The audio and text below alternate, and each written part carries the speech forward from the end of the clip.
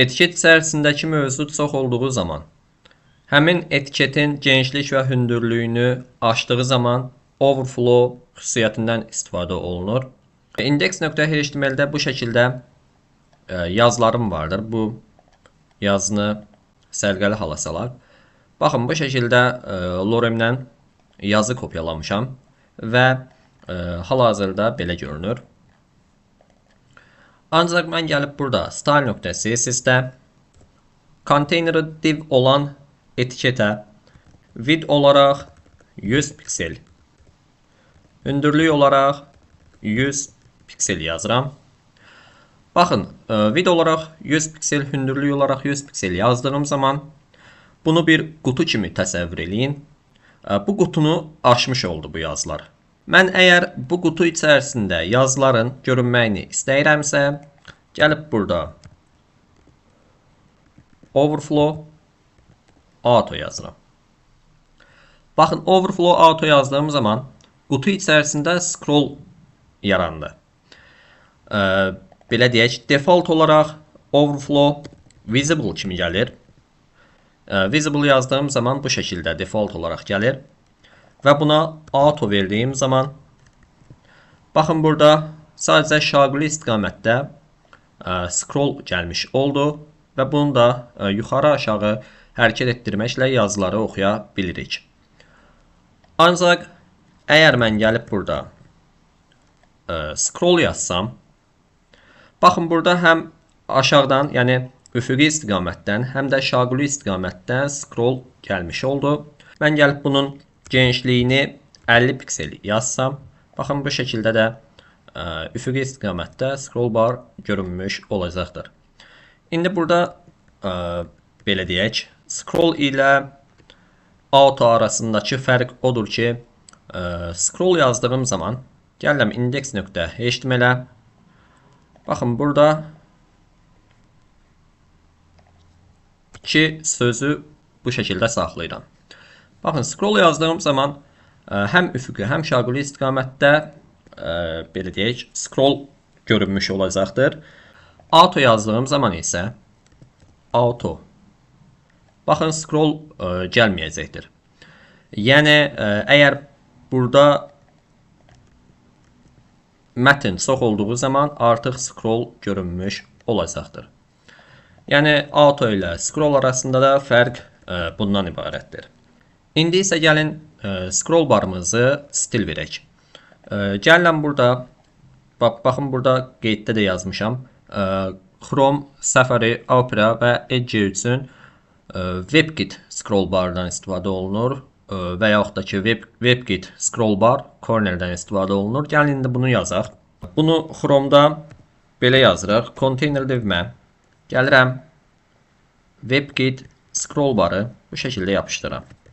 Və dırnaqlı mütərizəni açıram. Background olaraq buna yaşıl rəngi verirəm. Baxın, bu şəkildə yaşıl rəng almış oldu.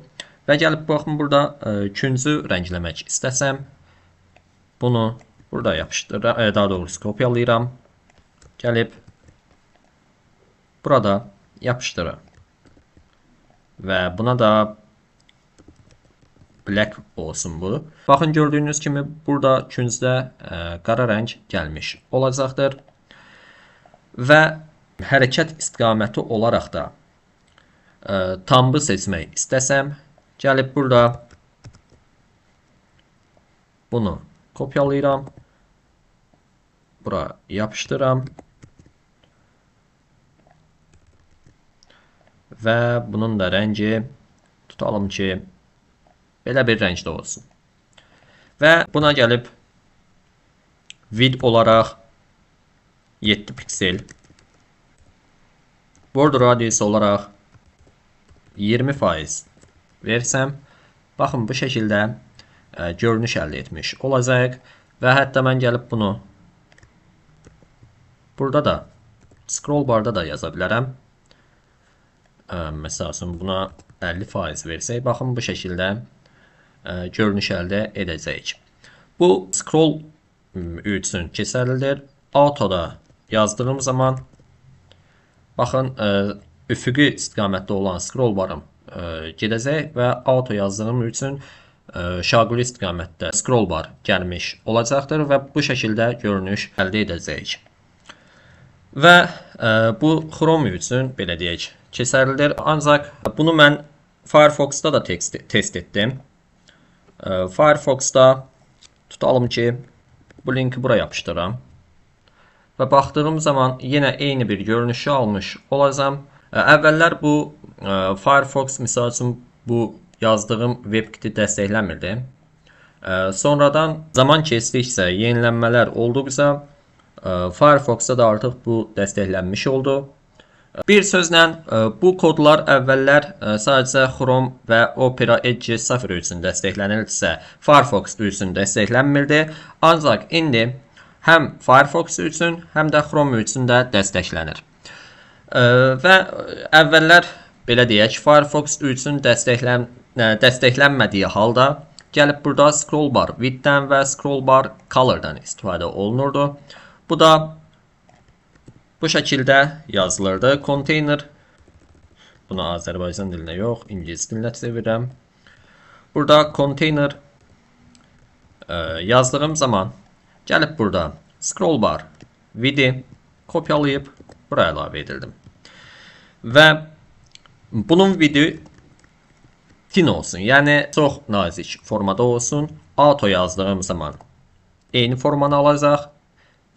None yazdığım zaman isə baxın scroll barım buradan belə deyim yox olmuş oldu, yəni görünməmiş olacaqdır. Və gəlib burada bunu auto yazıram. Daha sonra scroll bar color, yəni rəngini isə gəlib iki rəng vermək olur. Bir, bunun arxa planını rəngləmək, yəni bu sütunu rəngləmək və bir də hərəkət etdirdiyimiz scroll'u biz buradan rəngləyə bilirik. Buna görə də iki rəng vermək olur. Bir red, bir blue rəng verdiyim zaman bu nöqtəli vergüllü olacaq. Baxın, burada arxa plan göy rəngdə gəlmiş oldu. Qırmızı rəngdə isə scroll gəlmiş olacaqdır. Və bunu Firefox'da da baxdığım zaman yenə eyni bir görünüşü almış olacaq. Yəni bu yazdığımız kod həm Chrome'da da keçərlidir, həm də Firefox'da da keçərlidir. Versiyalar artdıqca proqramçıların işini daha da rahatlaşdırır bu kodlar. Çünki əvvəllər sadəcə Firefox üçün bu iki kod istifadə olunurdu və biz misal Firefox'da genişlik, hündürlük, yəni tətbiq edə bilmirdik. Daha istədiyimiz formanı ala bilmirdik. Ancaq Chrome'da isə bu belə deyək, imkanlar yaradılmışdı və Chrome'da bu kodlardan istifadə edərək scroll barımıza stil verə bilirdik. Yəni istədiyimiz stili verə bilirdik. Və son olaraq scroll üçün digər bir kodları da burada yazaq. Bunları silirəm. Bunu silim. Və index.html-ə gəlirəm. Bu da silinsin. Tamam. Mən gəlib burada linkləri əhatə edən bir etiket yazıram. Nav etiketini. Və burada hashtag ilə home yazıram. Bu home linkimiz olsun. Daha sonra bir about link olsun. Bura about yazıram. Misal profil linkimiz olsun. Gəlib burada da profil yazıram. 3 dənə oldu, bəs eləyir. Gəlirəm burada style.css-ə. Linklərimiz inline element olduğuna görə burada hər bir link üçün color white olsun deyirəm. Index.html-də artıq gəlib misal klası home olan divimə homepage yazıram və bundan 3 dənə əlavə edirəm. About olan divimə bura about page yazıram və profil klasına isə burada profil yazıram. Tamam. Style.css-ə gəlirəm və burada bəzi düzəlişlər edək. Bura mən white verirəm. Və color olaraq da qara rəngdə olsun. Daha sonra nav etiketimə gəlib background olaraq red verirəm. Bu şəkildə. Və linklərimə text decoration yazıram. Altdan xətt bu şəkildə geçsin. Color olaraq qara verdik. Bu ağ olsa. Tamam, ağ olsun bu şəkildə. Daha sonra divlərimə misal home divimə gəlib hündürlük olaraq üzr istəyirəm.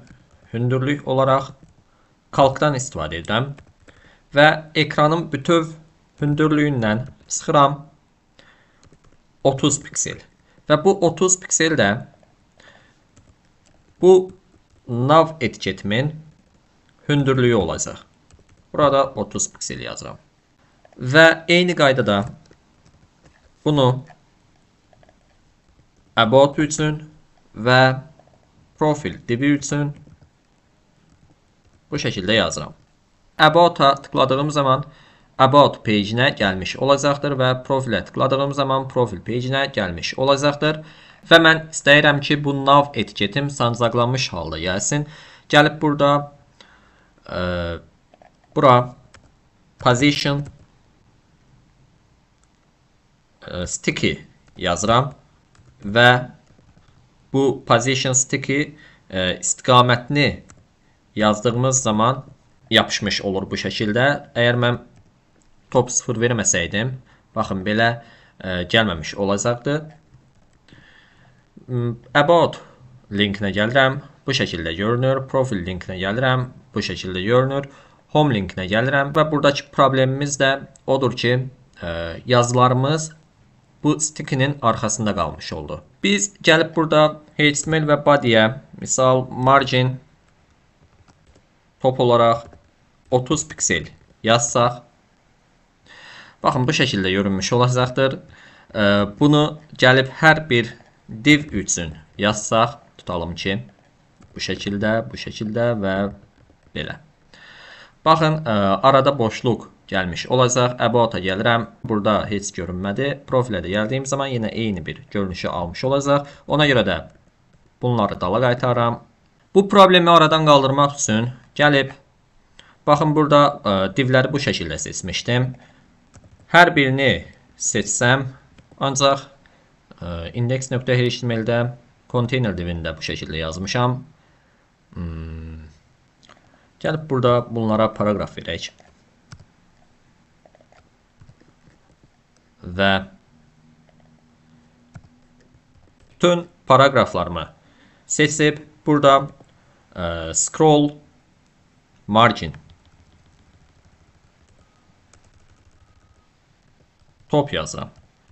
Və burada da 30 piksel verdiyim zaman baxın nə oldu. Home page artıq düzgün formada gəlmiş oldu. About page'im yenə düzgün formada gəldi və profildə eyni qaydada gəlmiş oldu. Ancaq burada fikir verin, about linkinə gəldiyim zaman sürətli bir keçid etmiş olur. Mən gəlib burada sürətli bir keçid etməsin istəyirəmsə, misal bura, yəni HTML və body'yə scroll behavior smooth olmağını istəyirəm. Və about linkinə gəldiyim zaman baxın bu şəkildə smooth bir şəkildə gəlmiş olur. Və profil linkinə gəlirəm. Belə bir smooth formada gəlmiş olacaqdır. Və son olaraq bunu da nəzərinizə çatdırım. Mən gəlib burada container-a 100% verdiyim zaman baxın burada about linkinə gəlirəm və about linkinə gəldiyim zaman sticker burada yox olmuş oldu. Nəyə görə bu şəkildə gəldi? Çünki bizim default olaraq hal-hazırda HTML və body-də scroll yaranıb. Yəni biz bunu yaratmamışıq. Bu browser default olaraq belə bir scroll verib ki, əgər açdığı zaman, ekranı açdığı zaman gəlsin burada scroll yaratsın. HTML və body-də hündürlük 100%dir və bu container divim də bunlara əhatə etdiyinə görə burada baxın container divimə hündürlük olaraq 100% vermişəm və bu avtomatik olaraq parent elementin, yəni body'nin hündürlüyünə bərabər olmuş olur və mən burada aşağı düşdüyüm zaman about page-nə qədər gəlib, ondan sonra sancaqlamamış olacaqdır. Bunu, yəni bu problemi aradan qaldırmaq üçün gəlib HTML və body'yə auto yazıram və auto yazdığım zaman about-a gəlirəm, profilə gəlirəm və home page-nə gəldiyim zaman bu şəkildə görünüşü, yəni düzgün bir dizaynda gəlmiş olacaqdır. Və son olaraq bunu da göstərim. Misal, hal-hazırda məndə position sticky vermişəm bura. Mən bura fixed verdiyim zaman və bunun da genişliyini video olaraq 100% verək. Baxın, profil linkinə gəlirəm, about linkinə gəlirəm və home linkinə gəldiyim zaman bu şəkildə görünüş əldə edəcəyik. Bunu da aradan qaldırmaq üçün HTML və body'yə gəlirəm, margin top 30 piksel yazıram və səhifəni yeniləyirəm. Baxın, hal-hazırda home page-dəyəm, about-a gəlirəm, yenə eyni qaydada, profilə gəldiyim zaman isə yenə eyni görünüşü əldə etmiş olacam və home page-nə gəldiyim zaman da düzgün bir formatda görünüşü almış olacaq. Scrolllarla bağlı dərslərimiz bu qədər. JavaScript dərslərini keçdiyimiz zaman scrolllarla bağlı nümunələr göstərəcəm. Bir neçə nümunələr, bir neçə layihələr yazsam və orada da artıq scroll anlayışını daha dərindən öyrənmiş olacaq. Bu dərsimizdən də bu qədər. Gələn növbəti dərsimizdə görüşənə qədər hələlik.